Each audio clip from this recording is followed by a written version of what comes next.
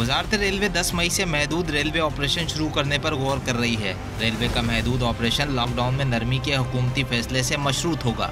Operation की बहाली के लिए वज़ीर-ए-आज़म से हतमी मंजूरी ली जाएगी, जिसके बाद इब्तदाई तौर पर 30 अप एंड डाउन ट्रेनें चलाई जाएंगी। 7 मई को ट्रेन ऑपरेशन बहाल करने से पहले रिहर्सल की जाएगी। रिहर्सल से कोरोना से बचाव के इक़दामात में पाई जाने वाली खामियों को दूर करने में मदद मिलेगी। खुसूसी ट्रेन ऑपरेशन के दौरान लाइन बुकिंग 9 मई से शुरू होगी। नोटिफिकेशन के मुताबिक ट्रेन ऑपरेशन के लिए SOP पर अमल दरामद को लाजमी करार दिया गया है।